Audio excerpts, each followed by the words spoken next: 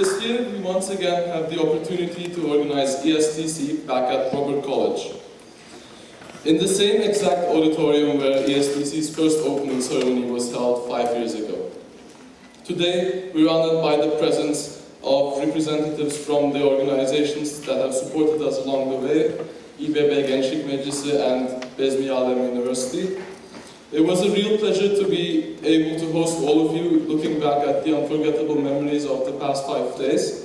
And we would like to thank you for being here and deciding to be with us for these 5 days. Now, for this year's grand final, our adjudication panel consists of Scott Ralston, Kip Oebanda, Branislav Vechko, Kulina Bashli, Barışcan Göç, Phil Legas, Irina Corey.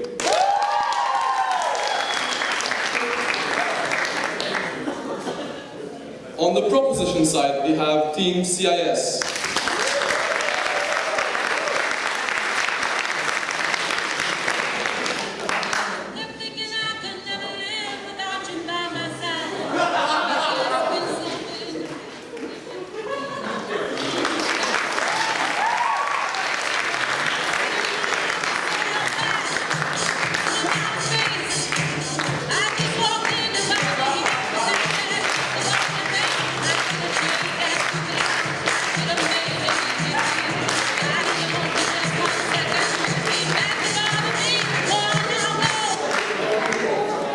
Team CIS consists of the following speakers: John Yap, Ji Min Kang, Sophie Lee, Darren Tong, and Nicholas Malone.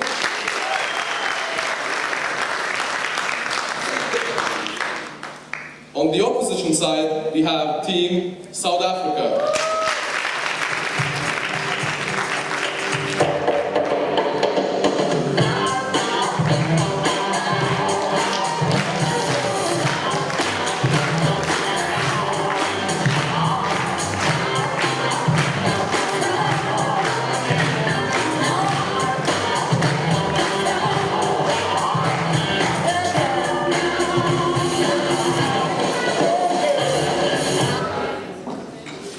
Team South Africa consists of the following speakers: Amelia Warren, Elon Malkin, Kate Dewey, Desmond Farrell, Stephen Lockman.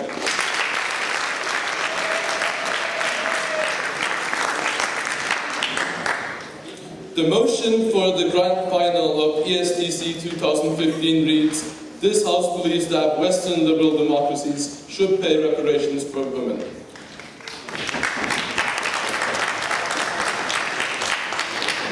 We now invite the first speaker of the proposition to deliver the Prime Minister's speech.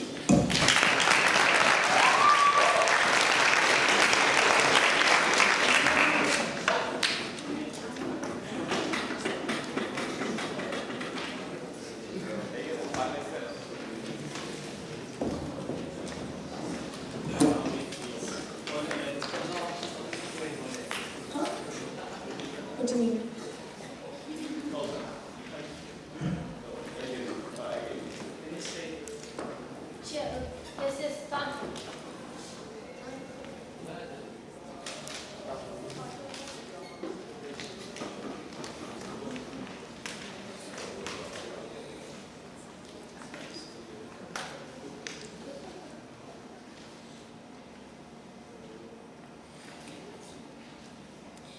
For 16 years, I have been told that the glass ceiling has been broken. For 16 years, I have been told that women have achieved equality in the workplace. For 16 years, ladies and gentlemen, I have been told a lie. Today, Team Proposition believes that if women continue to be treated as liabilities in the workplace, we are never going to achieve equality. We believe that women deserve equal pay for equal work and that they deserve equal opportunity, and that reparations are a justified means to correct the corporate culture that has systematically oppressed women until today.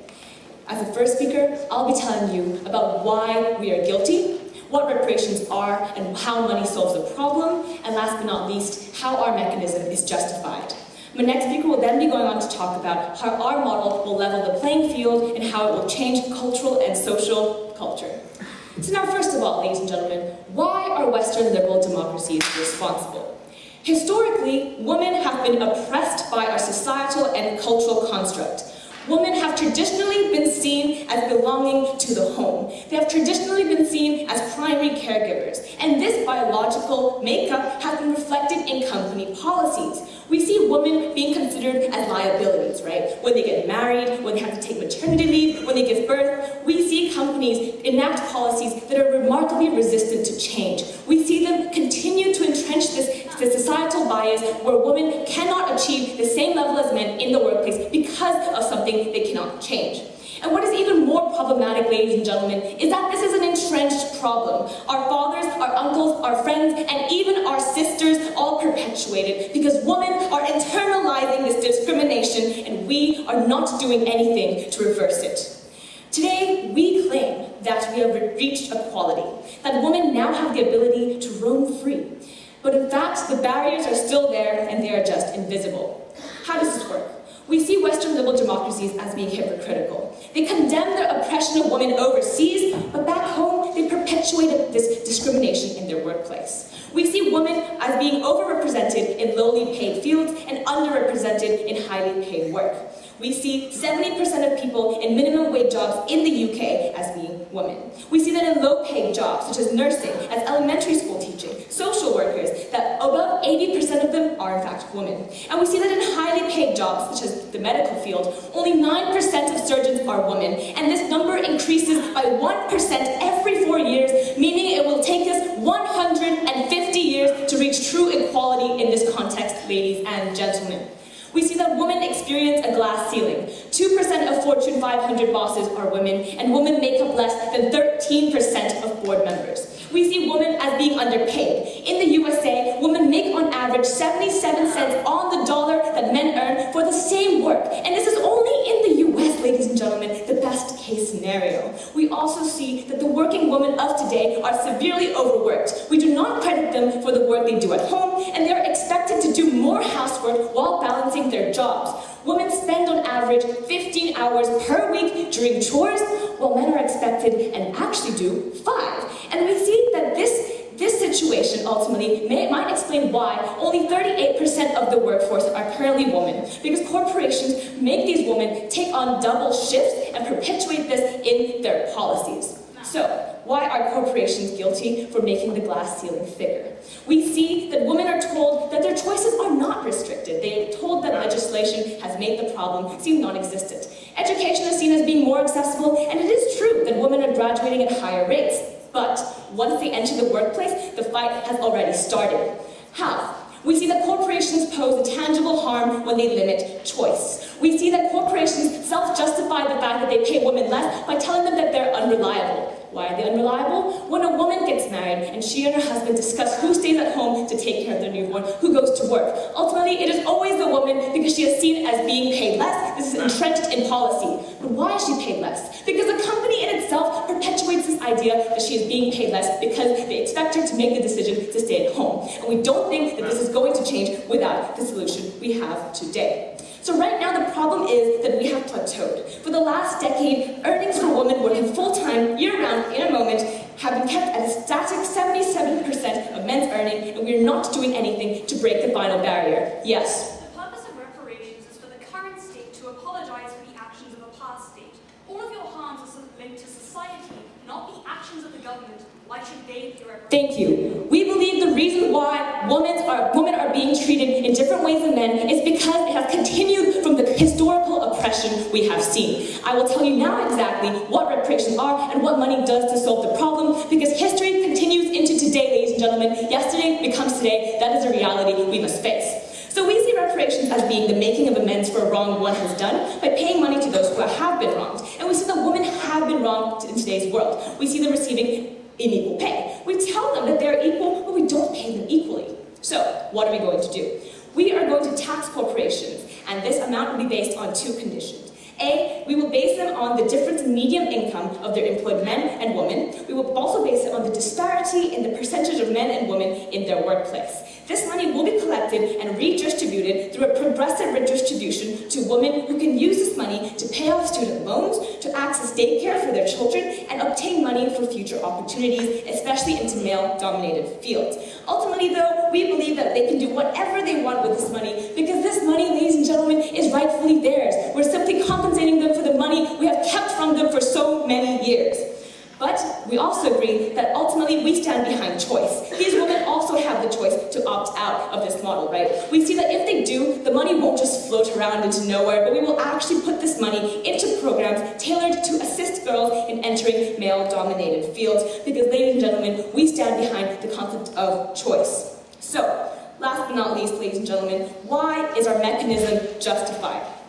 We tell you that corporations are inherently guilty for disadvantaging women in the workplace. We tell you that from the point in which they are recruited, there's a process called anchoring, in which the person recruiting sets a base level of wage that the person they're talking to can expect. And we see that it is entrenched in policy that women, in fact, earn less than men. So when a woman enters this job recruitment process, and she is told, you are worth this number, she cannot ask for more. So the company is explicitly manipulating her to ask for less than she is worth when compared to men, because they, in fact, do the same job. We also tell you that working arrangements are severely biased towards men. Women are not given flexible work schedules because the way corporations are formed are incredibly male-centric. They don't take into account the role of mothers, you don't have express rooms for breastfeeding, and also they don't have the option to take part-time work when they have this other job, this household job they're doing at home. And last but not least, we also see a problem in which women are being forced to take double shifts.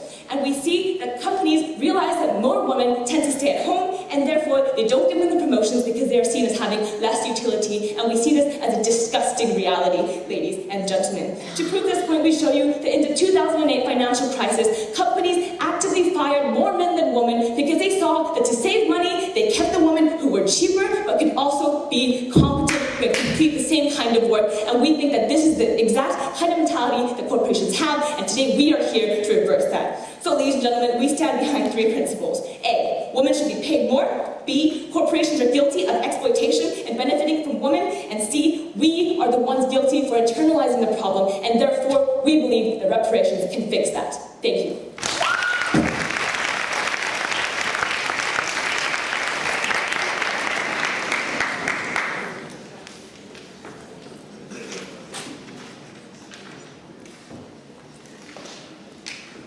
Thank you very much. And let's go for the first speaker of the opposition.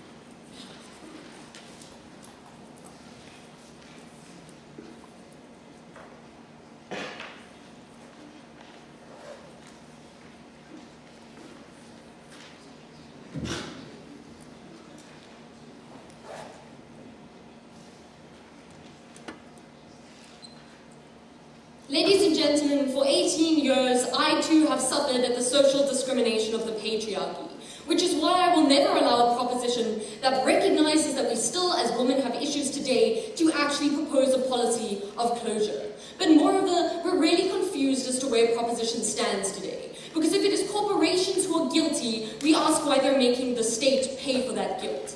If it is value for work that they want, we ask why they don't just use the status quo and make companies pay women equally.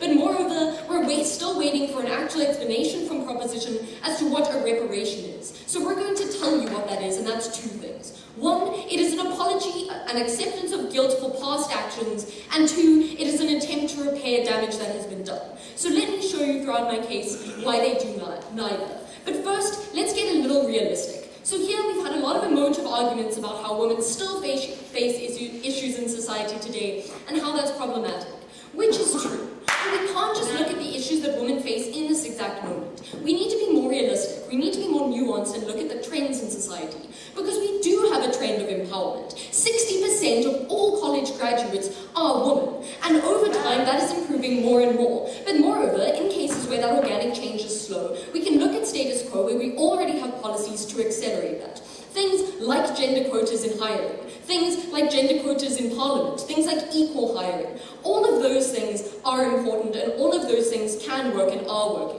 But moreover, when they tell us that individuals aren't following that, we say we would hold those individuals accountable when they aren't hiring women. We will hold individuals accountable when they're not paying them equally. We don't know why we can't. So what am I going to show you in my speech today? I'm firstly going to show you why neither the state nor corporations, if we assume their stance, are actually those to blame for the harms to women. Secondly, I'm going to show you why the nature of damage to women doesn't warrant paying a reparation. And thirdly, I'm going to show you why they only make this worse for the issues that women face in society. And my second speaker is going to show you why this is worse for women in the workplace. But now, let's take a look at that substantive. And here I'm going to be integrating my responses, and I'll flag you as I hit each one. So let's first ask the question, is government actually responsible, and are corporations responsible? And thus, is it actually legitimate for us to obligate them to pay reparations? So here the first problem we had with their case thus far was that they essentially say that corporations are the ones guilty of entrenching these problems, and thus they would make the state pay. That doesn't make any sense, ladies and gentlemen. If it's corporations that are guilty, why are you making the state pay? Yes, sir. The state takes money from different actors, and we showed you we're taking it from corporations, and it's not an act of closure. Can you please be specific, ma'am? Okay, I'll talk to you more about the closure thing now. But in terms of taking money from corporations and then via government paying up for what corporations do makes no sense. Why, if you're so concerned about corporations, don't we make corporations pay directly? Why are you also using the tax of the entirety of society? That doesn't make sense. That's illegitimate. You're blaming everyone in society when you use the state's money. You're blaming the government, and that's problematic. If you want to fix corporations, use status quo. Force people to break down the glass ceiling. Force them to hire women. Force them to pay equally. But now let's look at who is actually responsible for these problems that women face today. Because here what we need to understand is that the patriarchy as a social structure wasn't caused by any government. It wasn't caused by any corporation. It developed as an initial social structure at the dawn of humanity, where thousands of years ago, men were physically stronger, so they would go out to hunt, and it made sense for women to stay and raise the children and prepare the food. That social structure was then perpetuated by the rest of society, by things like religions, which way back when were clearly sexist, but moreover they were perpetuated by individuals who imposed that social structure in terms of things like their family structure. That is the current problem that women face. Those societal perceptions are the issue. Government is not to blame. Government is not to blame, but moreover, companies aren't to blame. Because let's look at what role either of those individuals actually played. Because here what we say is that they mirrored what society was already like. So for example, a government would mirror a sexist society by not allowing women the vote. A corporation would mimic a society that was already sexist by not hiring women as leaders. But ladies and gentlemen, they were reflecting the society they were in, and so they can't be blamed for that. But moreover, we need to draw a distinction between government's past and government new. The very principle of democracy, for example, is that with each election, we can entirely revolutionize and entirely change our governments to a new government with different values, different principles, different beliefs. So we ask how an entirely different government could ever be blamed for something that wasn't caused by a government at all, but at best was caused by a government of the past. But now let's understand why the nature of the damage done to women doesn't warrant reparations. So here they told us about the pay gap and how that's problematic, to which we say that actually organic change is happening. The pay gap is closing. In the 70s, the pay gap was 45% difference. Now it's less than 5 and it's closing at an exponential rate. But moreover, if we're looking at the pay gap, we say that reparations are drastically the wrong tool. Because where the pay gap exists is when men and women are serving different roles in corporations. Why? So the woman, as they've told us, will be a nurse, and the man, let's say, a neurosurgeon. So we can either use their model, in which we try to pay that nurse to get to the same extent and earn the same as a neurosurgeon, or we can use substantial change, where we actually put quotas in universities to ensure that women can become neurosurgeons. I'll show you why that's mutually exclusive later. But lastly, we say that if we're looking at economic damage, the nature of it being a woman is an arbitrary characteristic.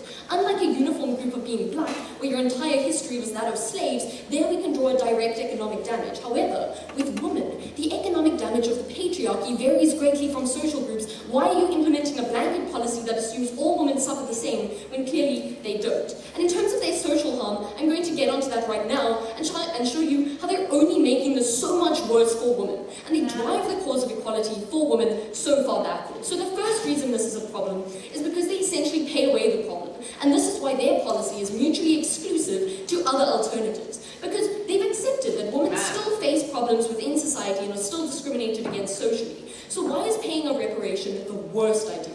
Because the nature of a reparation as something that is about an apology, as something that is about the past, because when we look at when reparations are paid in society, it's after an event, it's after the fact, says that the issue of women's issues are over. But secondly, it tells society that they've already done their part. They've paid to correct the issues in society. They don't need to worry anymore. And so in that way, society can close the chapter on women's rights in the same way we've closed the chapter on World War II. Ladies and gentlemen, they're the side that silences women's movement, that silences government and makes it harder to fight for women's rights because society thinks it's already been achieved. But moreover, they shift the blame of sexism in society. Because we say that sexism is a problem that's perpetuated by individuals in society. So when government pays a reparation, they say it's us as the state, not you corporations, not you individuals. It's us who caused the problem. We're paying reparations because we're guilty. So that enables both corporations and individuals to say that it's not them that created sexism or are creating sexism today. Their role is irrelevant in comparison to how much damage governments have done. So, by comparison, there's really no need for them to change what they're doing because government's the real harm. But moreover, we see they're actively worsening sexism. Because when the government throws money at women, it sends the perception that they're weak, that they need government help. They can't earn money by themselves by breaking down employment barriers, but they must just have that money given to them. When the perception of weakness is the very reason the glass ceiling exists, because men don't believe that women can lead, we ask why they worsen it. Ladies and gentlemen, we tell you that they're illegitimate in obligating government to pay this. We tell you that they're illegitimate in their tool of a reparation, and we tell you that they make it so much harder for women to fight for their rights, they're going to lose this debate.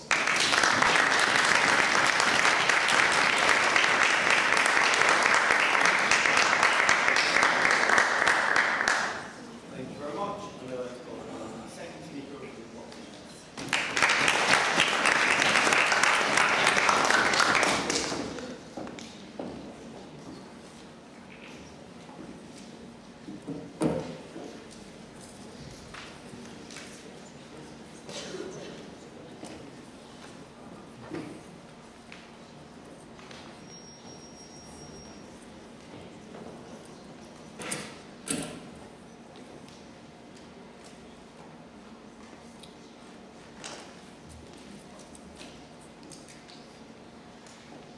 Side opposition is telling us that the only solution to solving this problem is to wait it out.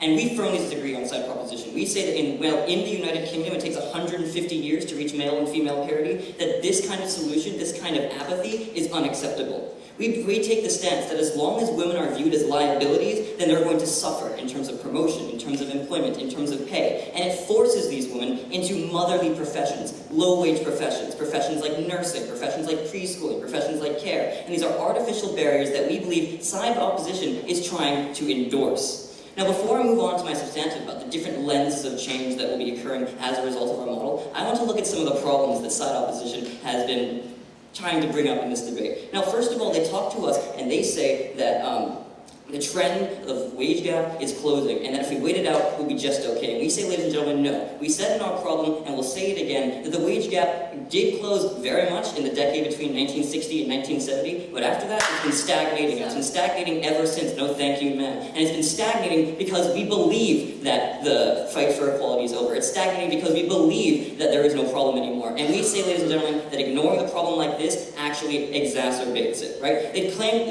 that we're placing undue pressure on the government because it's actually the fault of corporation. Well, we say, ladies and gentlemen, side opposition really should have been listening when we talked about our model. We said we're going to be taxing corporations on a firm-by-firm basis. If a corporation has egalitarian policy, if a corporation pays men and women equally, if a corporation hires an equal amount of men and women, then they don't get taxed. But if we see a highly misogynistic corporation, a corporation corporation that actively fires men because they're more, but they do the same work as women, a corporation that actively uses angering as an excuse to pay women less, then these corporations are the ones that are being taxed. And the money from this taxing goes into this reparation. And so we say we don't understand when they don't understand our model, because we believe it's incredibly clear.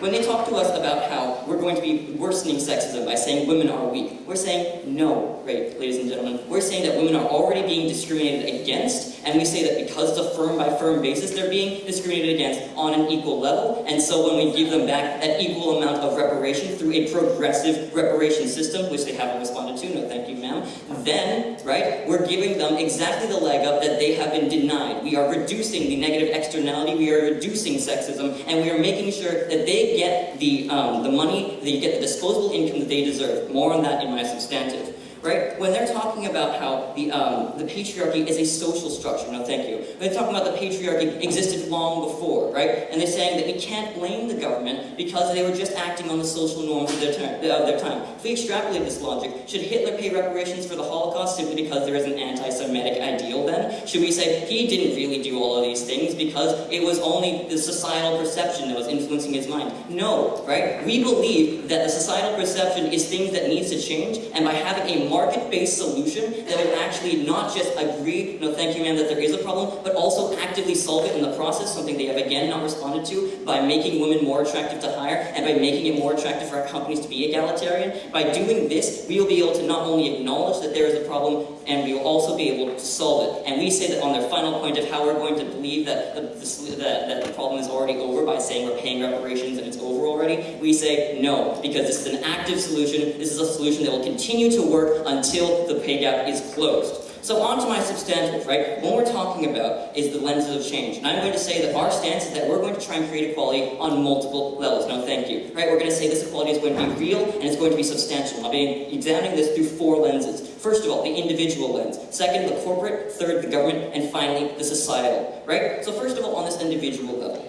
right? We're saying by increasing the disposable income of women, because it has been decreased by the misogynistic practices of corporations, then what we're doing is this disproportionately biased thing that has happened, this disproportionately biased misogyny that has happened throughout history and even in the status quo today, we'll be paying them for the undervaluation of the work that they do already, right? And so when we say we stand behind the value and rights, we're saying this is going to positively benefit both kinds of women. What are the 2 kinds of women? They're the women who are aware, right? The women who are fighting against this misogyny. The women who believe that there is a problem and believe that they are feeling a very strong difference. And we say we're giving them what they're asking for. We're giving them what they deserve. We're giving them the pay that has been unjustly taken away from them, and we are making sure that they are going to be equal in society. But this second kind of woman, this woman who is unaware, this person who has internalized this misogyny, the person who believes that there is no problem anymore, we say that, well, we can also change her view as well. We're saying that by giving her a tangible difference, by saying that you have by giving her the money that has been taken away by the wage gap, we'll be able to let her feel the exact difference of this misogynistic society we live in today. We'll be able to allow her to realize her extra worth and be able to realize her real value in society.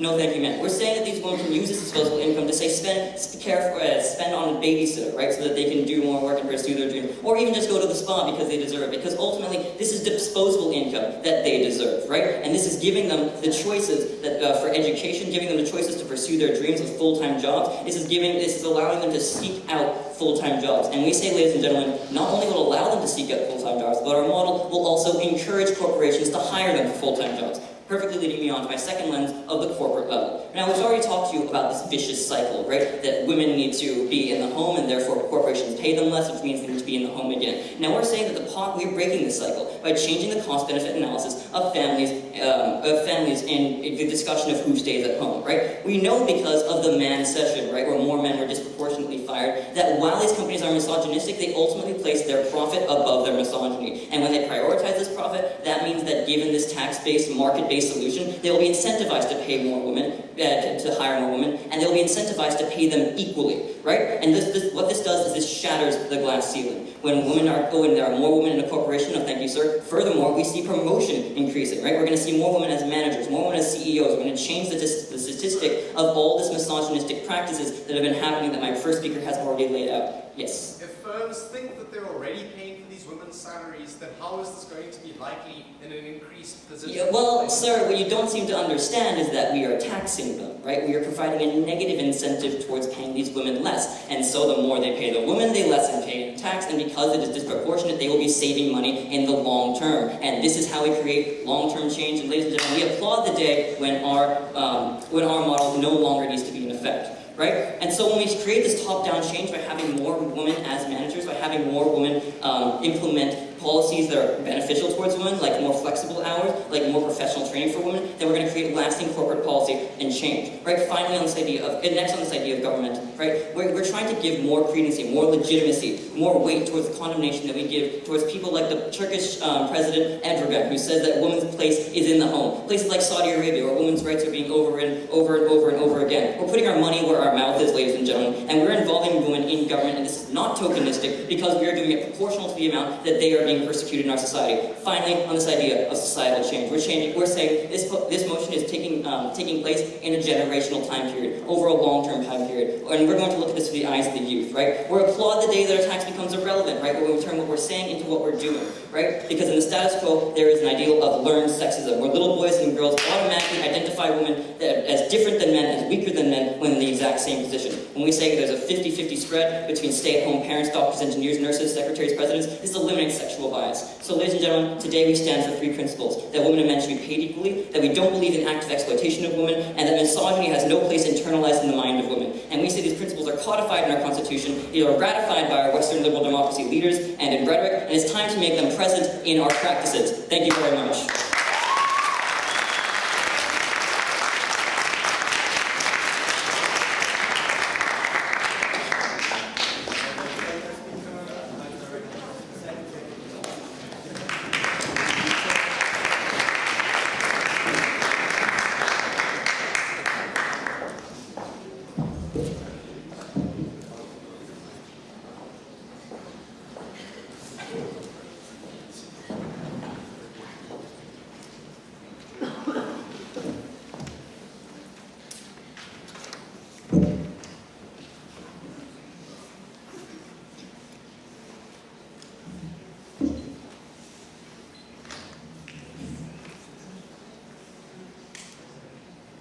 Ladies and gentlemen, the reason that side proposition, despite their entrance song, will not survive today's debate is because they amazingly don't understand what the definition of a reparation is. Because we're not just talking about upholding anti-discrimination laws that we already have within society.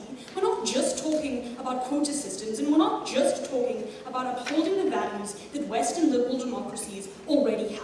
We're actually talking about creating some sort of change, and reparations specifically and definitionally have to apologize for something that the state has done in the past. And that was why it was really strategically bad for them to not respond to any of Kate's analysis about why this government doesn't necessarily have an obligation and about why this government didn't actually cause the harm. Because here's the difference. Hitler created a lot of concentration camps and killed a lot of people through his leadership. But the governments that didn't give women the vote, and the governments that didn't give women opportunities in terms of education, didn't actually create those problems. They were literally just responding to a society which had always perpetuated those problems from when governments even didn't exist from the very beginning of time. In my speech, I'm going to be speaking about women in the workplace, and if that is what we care about the most, why they specifically make that worse. No, thank you. But before I do that, let me get on to some explicit rebuttal. And the first thing that we have to talk about, ladies and gentlemen, is the idea of organic change, because they've tried to push it on us that we're just waiting it out and it's going to take another 100 years for women to be treated equally again. So here is what we tell you again. In the status quo, there are very effective quota systems and anti-discriminatory legislation that are working pretty well at the moment. Obviously, the change isn't as rapid as it has been in the past years because the most obvious discrimination has begun to be rooted out, but we are still seeing a progressive change in the way that women are being treated at work. No.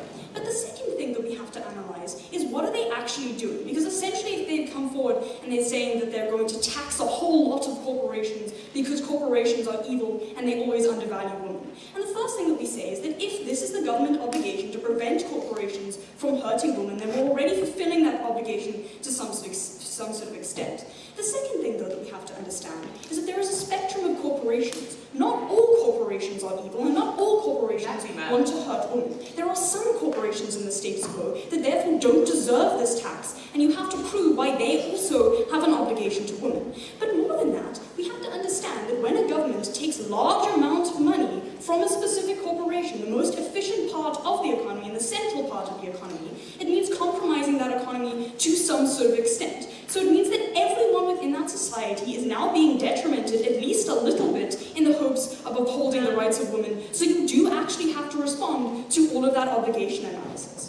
The next thing that we then have to ask is whose fault actually is this? And this is where we really need some more response. Because we tell you that the fault does not lie on the government. It is a different government that has come into power now. It is a government that didn't actually enact policies that hurt women. But more than that, even if the government is responsible for enacting policies like not letting women go to school, those are not the problems that women are facing today. The problems that women are facing today are very much perceptual. It's about how the rest of society thinks they're weak. You needed to respond to Kate's analysis about how you're legitimizing that perception, about how you're saying that women need to be paid something, otherwise they can't, possibly function in any kind of situation within that society. No, thank you. The last thing, though, that we told you is that even if we do assume that you're solving some sort of obligational problem, we still say that you're just hiding the actual issue. Because a reparation is something that happens after the fact to create the idea that the problem is over. No, thank you. Secondly, the society itself thinks that it is already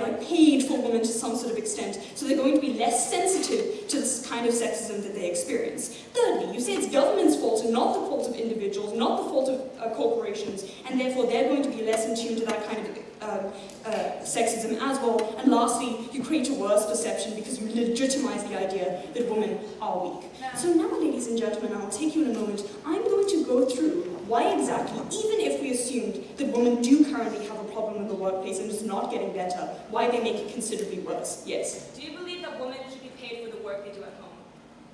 Okay, so that's a completely different debate. If we're talking about giving housewives salaries, we don't think that you're actually going on with what the motion should be about.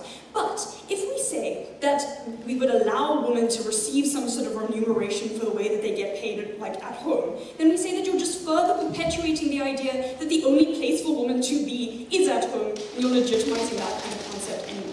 So now let's get to women in the workplace. And here we needed to actually understand some nuance. Because the problems that women are facing are not just that they don't get the same amount of payment at the end of the day as men. It's that they don't feel as valued, or that their contribution to the workplace is as valued as it is of men. Because giving people money is also symbolic of how much you value that person's contribution.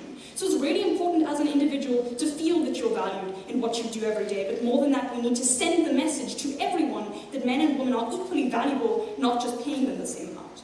So you prevent that from happening in two ways. Firstly, from the point of view of companies. And here we need to understand that there are two broad groups of companies. Firstly, the group of companies that already does feel some sort of obligation to women. So these are the companies that are actually acting on the anti-discriminatory legislation. For them, we say that you make it considerably harder for them to continue to enact these kind of policies. Why? Because usually these policies, when they start up, are relatively inefficient and difficult for a company to do without losing some sort of profit. Now, assuming that your policy is effective, you are taxing them massively and making it really difficult for them to continue with that kind of legislation and that kind of policy. It's really difficult to sell to your shareholders that we should also enact women empowerment policies if you as a corporation are already being taxed a whole lot. But more than that, for the corporations that currently don't feel any obligation and currently are feeling evil, or are currently not being actively persuasive in terms of helping women, we say that to them you make them actively hostile. Why? Because these are the kind of corporations who will now make a direct link between seeing women and feeling that they are the inefficiency within that company. It is much easier for a company who believes that women are inherently unable to do work properly to just be taxed than it is for a company to hire women who they believe are inefficient. So all of that analysis doesn't stand,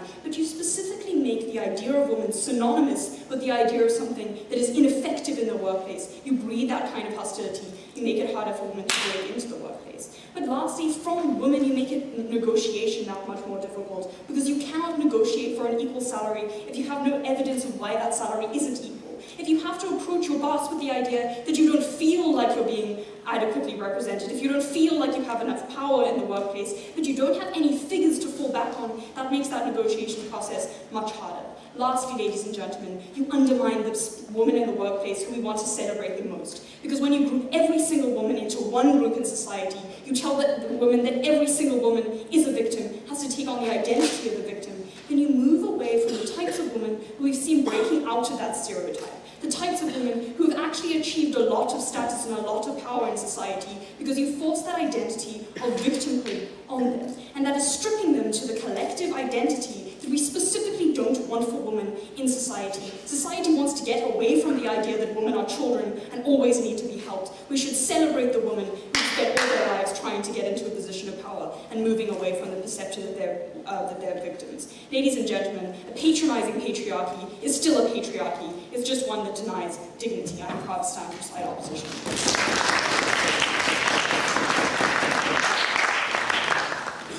Thank you very much. And as recognizes the third speaker.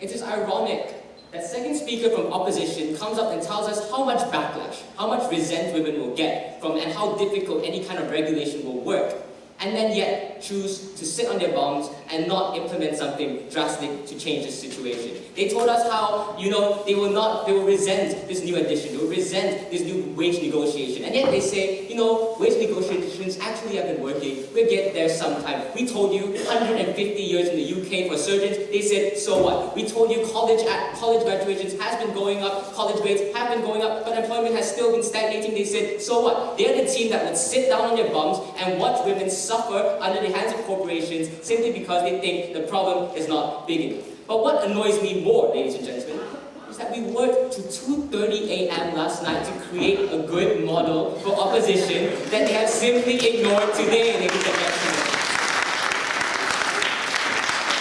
We gave you specific problems and specific solutions on why we will go and tax and fine corporations individually based on that corporation's inequality in race and inequality in gender mixes and inequality in gender pay, why we will put that to a centralized fund, and why, because we identified clear guilt, we can do these fines and we can give reparations and compensation to women. And they simply said, this blanket policy. What blanket policy, ladies and gentlemen? We gave you the most specific policy we could think of, and we worked so hard for this. We really want them to respond, ladies and gentlemen. So if we're talking about, no thank you, you can respond in your third speech.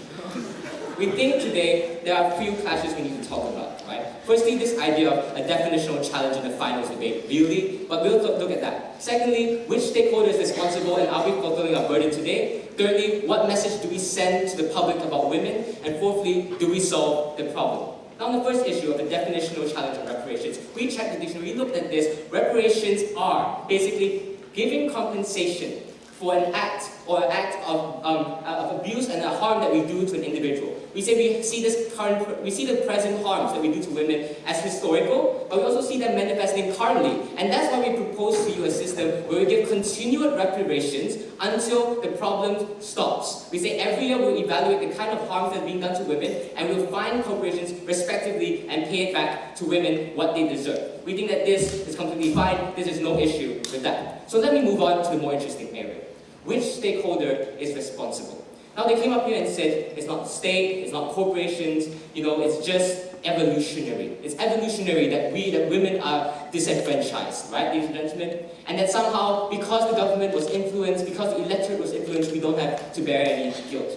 For God's sake, right? Is Hitler innocent because he acted on anti-Semitic attitudes in the area at the time? Obviously not. Is our apartheid in Africa justified because they acted in racist attitudes of that time? Obviously not, right, ladies and gentlemen? Just because you were acting in line with societal beliefs does not mean you were not active in perpetuating that belief. It does not mean you were not active in making others suffer because of that belief. And we think if we can find guilt for that, we can punish you for it, and we can redistribute the wealth to those who are punished. No, thank you. We say that do corporations do this? Yes, they anchor women's wages far lower than men's wages. They have work policy that actively discriminate against women, create criteria that only men can fill, and then say men are more efficient and hire them only. We think that these are active guilt, and these are the reasons we can make them pay. We say corporations are guilty. Then they try to draw a distinction between this idea of the state and the corporation. They said the government's not guilty, they shouldn't pay. For God's sake, right? The state gets money from somewhere, right, ladies and gentlemen? The state is not its own entity, and today we showed you that corporations are guilty. The state can take from the corporations and pay reparations. But why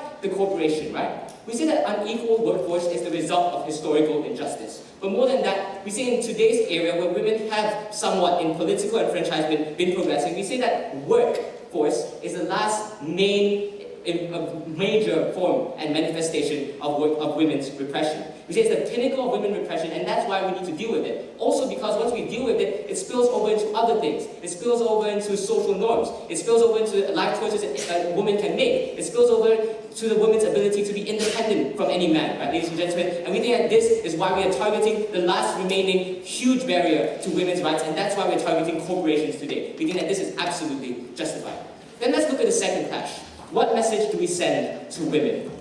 They came up here and they said, no thank you, that this sends some kind of nebulous message that women are all weak. We said this is not simply the case, right? Why? Because we're not finding corporations on some kind of nebulistic speculation, right? When we find corporations, we look directly at the disparity. We identify directly the inequality. We show a direct harm, and therefore, since it's quantifiable, since it's true that you are being paid less, we simply redistributing it so it's fair. We are not saying you are inherently weaker. We're not saying you deserve more pity. We're saying you deserve what you deserve. If we can show why for the same labor, you're getting paid less, we redistribute it to you. We respect your labor. We respect your rights, right, ladies and gentlemen? Furthermore, we say if individual women feel like they're independent, that they don't need the help of money, we gave you an opt-out model, right?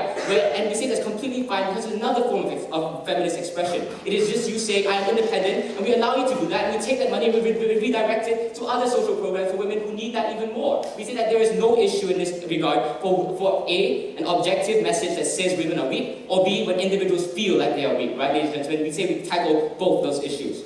Lastly, they said, corporations feel like they're paid, no thank you, for discrimination, they can get away with it. We say that's simply not true, right? Because our reparations continue. They continue as long as there is inequality in your workforce. As long as you're not treating women equally, you will be continually fined and you'll be continually prompted to change your actions. We don't think they can feel like they've wiped their hands clean, but rather we say corporations will want to hire women more. As we see after the financial crisis, when you give them market incentives to do so, and you take away this perceived advantage of hiring men, they will change this action. They will not simply say, I can wipe my hands clean because we hurt their pockets directly. Which leads me very beautifully on to my next point.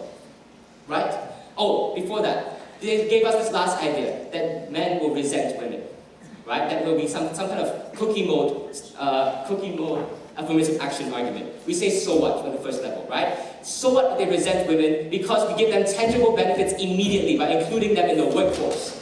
But secondly, we think with professional conduct policies, women cannot simply be bullied. We already have laws on this and legislation on this, and we think it's not mutually exclusive. But more than that, we say in the long run, when we create structural change, where there are indeed more women being hired because corporations are trying to alleviate this kind of tax, people will realize that women are not inherently more unqualified. They'll realize that women are valuable for people in the workforce. And as we told you, including women more in society will increase UK's GDP by £2.5 billion. We think that this is new economic opportunities, it is new economic benefits, it will be a short-term problem, growing pains for the long-term good that we do to society. But lastly, do we solve the problem? And today we think they've been far too dismissive of my second speaker's argument, right? Because we told you that regulations don't work. We used the example of college graduates, where women are graduating more, are graduating in high grades, and yet work positions, work promotions, pay are all stagnating, right, ladies and gentlemen? And that's why we said enough is enough. We give you a market-based solution. We give companies incentives with fines to change their hiring practices, to include women in their workforce, and to give them real solutions that change this wage gap disparity, change the corporate culture, and allow them to incorporate women into the corporations. We think they've been far too dismissive with that. Today we think that because opposition has simply sat on their bums and said we will not address this issue, and because we show you effective means of dealing with this issue and market-based principles, and secondly because we show you it's justified to tax and fine corporations for the harm, active harm they're doing on women, we take this debate today. Thank you, ladies and gentlemen.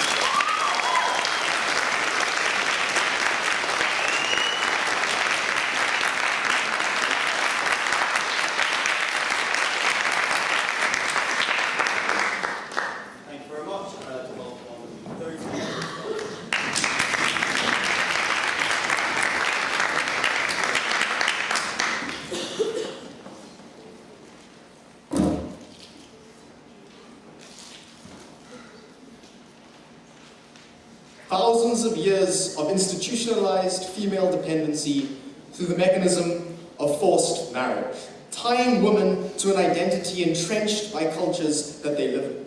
Yet the ability for us to destroy this identity is here. We have more strong, independent females than ever before, and they are constantly at a rising rate. The worst thing that we can do is yet again impose another institutionalized identity of need and dependency and whininess, ladies and gentlemen. We'd say that I've never been more proud to oppose this motion.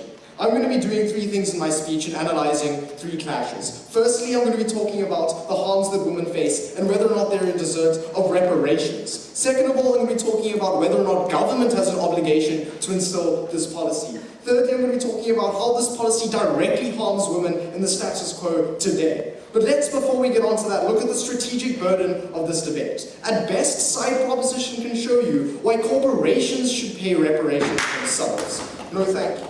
In terms of the debate themselves, they haven't actually entered it. Why is this the case? Because they're going to stop paying when the financial gap is closed. They're not dealing with the specific harm that females face, the subtle discrimination, the harassment at the workplace. The real harms that females face in society is just being covered by an idea that the only problem is the wage gap. We don't care if you went up to 2 a.m. coming up with a fancy policy. It doesn't speak to the burden of this debate. They need to show you why Western liberal democracies themselves are completely complicit in this and therefore should pay reparations. We don't think that they've given you an exact replication of their own burden. But firstly, let's look at this harm. And we're going to be answering two questions. Firstly, what is the harm itself? And secondly, does it principally qualify a reparation?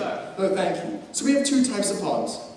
Firstly, we have the idea of a financial harm, things like the pay gap. Secondly, we have the idea of like a social harm. So this is the subtle discrimination that women face. This is the type of idea that Western liberal democracies are trying to change and doing it quite aggressively. So let's analyze the real world. What we told you is that organic change itself is definitely closing the gap at an increasing rate. 2014 was one of the best years for women. 60% of all MBA graduates are women. Generationally, the pay gap is continuously being cut. We have more female workers than ever before. The norms that we are having are slowly being changed, and the natural process that it's going through soon will be obsolete. We're telling you that the status quo that we already employ is specifically effective. But even if this wasn't the case, even if this organic change wasn't happening, why is it still not an obligation on individuals themselves? Why does this principally not qualify for a reparation? So firstly, we told you that being female is an arbitrary characteristic of suffering. This is something that's more uniform in terms of things like race, whereas you have a direct lineage of specific harms. Secondly, they told you that corporate life itself discriminates against women. So what we say is that corporations already pay a type of reparations when we impose quotas upon them, we impose tax breaks upon them, we already give them a direct incentive to do things like this. No, thank you. But even if they didn't employ active measures, this responsibility itself still isn't in the government in the Western liberal democracies. And if we can show that it makes corporate life worse for women, then all that we have done have won today's debate. And thirdly, we're going to be talking about in terms of an apology. So when we say that reparations should be paid for something in the past, it's an apology for something that's created. The best apology that we can come up with is an aggressive quotas and tax breaks. If we can do this in the status quo, which we have been for the past 30 to 40 years, no thank you, then what we can do is provide an active change. But fourthly, we'd say that this relies on a specific victim-perpetrator dynamic, which isn't directly accountable to the government itself. It's something that's been created throughout history, something that we think it doesn't really continue. Which brings me to my second clash, on the idea of whether or not governments have an obligation to pay this kind of reparation. So we say that this should, they told you that this should specifically be based on corporations. So firstly, what it says that states take from everyone, it isn't just their corporations, but if they're going to talk about like specifically taxing corporations, the tax money that corporations pay are the least harm that they expect. They think that if you're going to like employ, there's a direct incentive to employ women in higher positions, if they feel as if their tax money is already paying for that, then they're not going to be incentivized to do all the benefits they want. But what we tell you itself is that sexism is an entrenched historical factor. It started out from the beginning of time when strong men went out into the fields and then women stayed at home and cared for children. That progressed and entrenched through social orders, things like religion, things like society. So no thank you, we can reasonably assume that states have a limited capacity to go against what an entire society is based upon. So if everyone thought this and this is what the society was built upon, then we'd say it would be impossible to directly contradict that. This is very different from Hitler, this is very different from apartheid. Do you want to know the reason for that? Entire societies weren't based on anti-Semitism. Entire societies weren't based on racism. Entire societies were based on gender norms. It's because the culture that's been entrenched by the society itself means that it needs to be mimicked by the governments that are in power. Secondly, and I'll take you in a second, we're going to be talking about corporations and how they pay a role. But yes? You laud active change, but why are you protesting against our model, which is exactly that, an active change, a market-based solution? Because what it does is it hides the real problem and it makes women's life worse in the workplace. We're going to be showing that right now. So let's talk about taxing corporations. So why specifically are women paid less? So firstly, it's due to the subtle harms. It's like the gender discrimination that society faces, something which they don't attempt to change. They're only trying to change a financial gap. But second of all, it's because of these subtle harms that they're less willing to negotiate in salary negotiations. So why do you make this worse? So firstly, you don't give women an incentive to argue. If they perceive that they already have enough disposable income, then they're not going to argue for better positions. They feel like a reluctance to engage in that.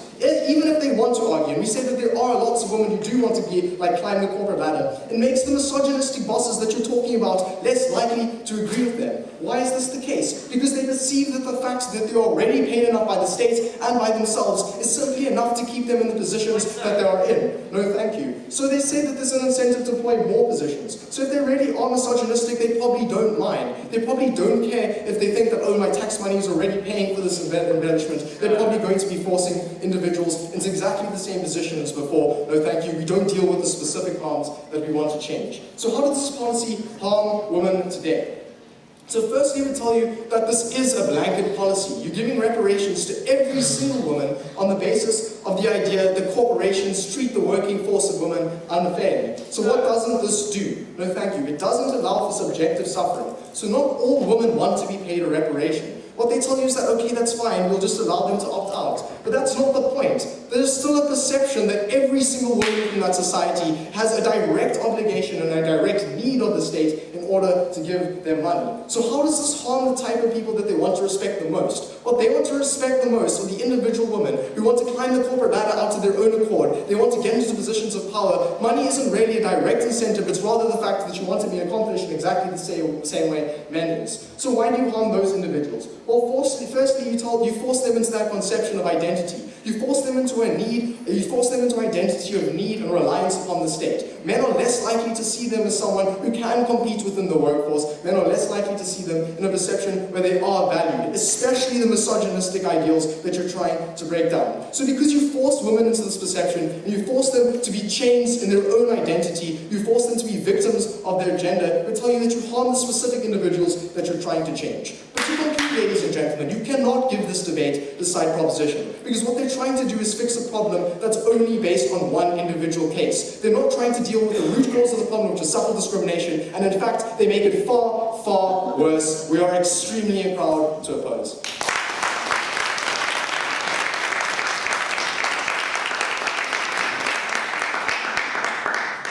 Thank you very much. And we now move on to the reply speeches. I've got the reply speaker who wants to.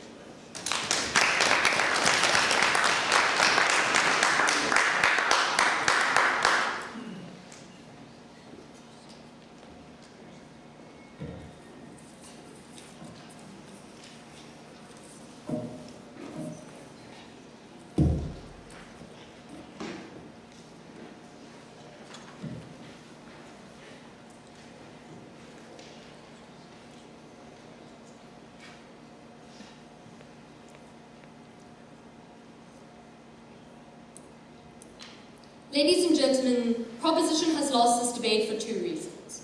The first is that they stayed up till 2:30 in the morning prepping for the wrong motion.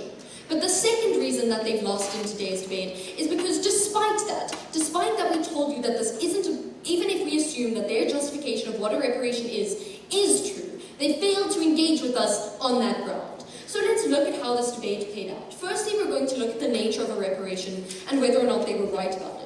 But secondly, we're going to look at accepting their definition, as we have been through this debate. What does this mean for women in the workplace, and what does this mean for the perception of women overall? So let's take a look at this nature of reparation. And here, their biggest mistake in today's debate was that they failed to acknowledge what a reparation is. Because a reparation is not affirmative action. A reparation is not hiring quotas. A reparation is not tax breaks for companies that do good things. That is the status quo. A reparation is specifically about the past. It's about apologizing for a past injustice. We say that the government can't apologize and shouldn't be obligated to apologize for the injustices of the past because it's not their fault. Instead, they should deal with the kinds of other alternatives we have. And they were never willing to engage with us on that ground. So we hope that maybe they do it in reply. Because we think that clearly they don't seem to like the idea of reparations specifically either. But let's say that we can pretend that that's really what a reparation is. That a reparation has nothing to do with the past and is actually only about right now. The challenge we've given you from the beginning is that society doesn't see it that way. Society sees a reparation as an apology. Society will have the perception that it's over, that this issue has been dealt with, and they've never managed to respond to that. And so, when society thinks that women no longer face issues, that makes it so much harder for us to do anything else. They focused on the pay gap alone. At best they do that, but they never deal with the social harms of women and make it impossible for us to fight that because it's mutually exclusive. Ladies and gentlemen, we're not sitting and doing nothing. We're the side that would do anything else that doesn't have these connotations so we can fix the pay gap as well as the social discrimination that women face. So what issues do women face in the workplace, and do they even fix that harm? So here they told us that they would cover the pay gap and so women get a tangible benefit. But let's think about this carefully. Because if a company is going to pay the same amount of money, whether it's via tax through government or whether it's directly to women, if they're still sexist, and we've shown you why they have that sexism, and that sexism is going to get even worse, they're always going to choose to do it via government. They're always going to choose to do it via tax. Why is that bad? Because when we're talking about how women need to be valued in the first place in the workplace proposition, because it undermines their dignity when their boss says that you're not worth me paying you, that harm still exists. Because they will choose to pay via tax. All of your harms to dignity of women in the workplace remain and perpetuate, because now we can't fight to close the pay gap because you've implied that it's over. But moreover, we'd say that we correct the pay gap from the ground up. We told you about quotas to get women more educated. If we get more women that are surgeons, that makes a difference. We're not talking 150 years, we're talking maybe 10. But what does this mean for women overall? And here, they really needed to engage, because we told you that it shifts the burden of sexism of individuals in society who are more likely to be sexist because it's now the fault of corporations or government. No response. We've told you that there's this perception that they've paid enough to deal with it. Yes, reparations will continue under your model, we accept that. But now women can't fight for other issues in the workplace, like harassment, because you make it seem as if the only issue women face is the pay gap. No response. If we're looking at women who have internalized their oppression, we've shown you that that means these women are just going to opt out of their model anyway, and they don't even make a change there. Ladies and gentlemen, we're the side that understands what reparations are. We're the side that understands what women's issues are in today's debate, and we're the side that fights for real change. Not only the pay gap, but social change. We're the side that stands for women. We're the side that's one.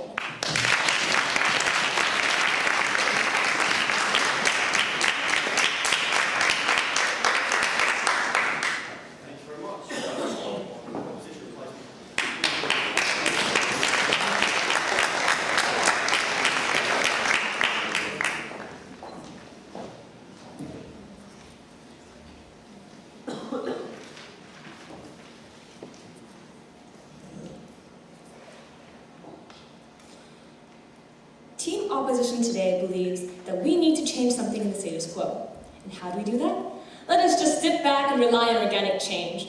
Ladies and gentlemen, Team Proposition in today's debate were the team that provided to you the active solution that tackles the problems of discrimination we are facing in the status quo, and for this reason, we are very proud to propose. In this reply speech, I will ask 3 questions. The first being, what are reparations and what do they aim to achieve? The second being, who is this woman and does she deserve these reparations? Whose fault is it? And last but not least, what will happen with reparations in the long term?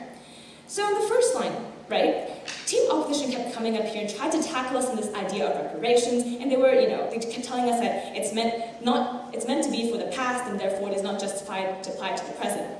However, ladies and gentlemen, we told you from the first that the reason why policies exist today is because we had a yesterday. Because the historical and social constructs we set for women have continued into today's status quo and has entrenched themselves in the codes of conduct in the ways these corporations work. They then told us that reparations cause negative perceptions that women are weak. We told you, no, because we're balancing the wage they receive, we show you that this proves that this is only compensation for the fact that women are equally competent, that women can achieve what men can, and that ultimately that corporations recognize this fact and they are acting upon it. We also showed you that by allowing these women to achieve this equality, you're only bringing more benefit to the overall company.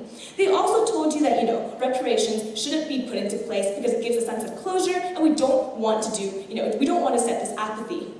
Ladies and gentlemen, they were the team that said we shouldn't be apathetic, yet they were the team that also said we should rely on organic change.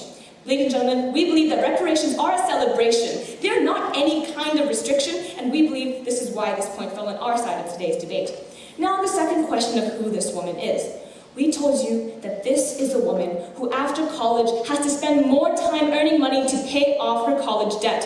We told you that this is the woman who, after she gives birth, is fired for her company for being a liability. We told you that this is the woman who, during a financial recession, is actively seen as cheaper and therefore kept at a cheaper price when she can achieve the same as these men. And we told you that this woman completely deserved the reparations that we were proposing today. They told you that it is completely natural why roles are as they are, and that, at the end of the day, it all comes down to human history. But they never told us why that justifies less pay. Why the fact that women are different justifies this fact, and we believe that that is a misogynistic problem that we ultimately want to solve.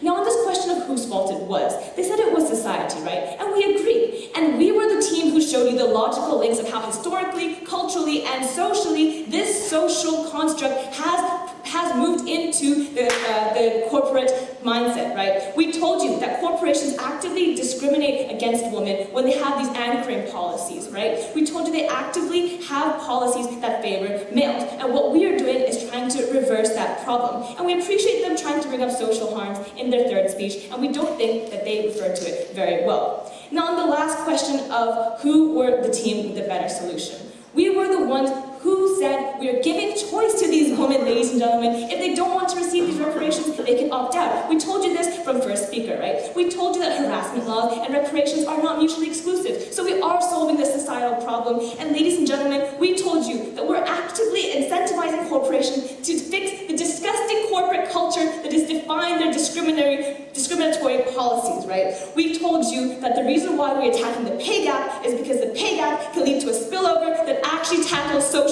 issues, that actually tackles the entrenched perception of women we have in our status quo in regards to traditional gender roles and expectations. So at the end of the day, when we are debating the contents of a sandwich, we on Team Proposition believe that if the woman is not being paid equally, and if the woman is being the disproportionate person who makes these sandwiches, we refuse to consume it. Thank you.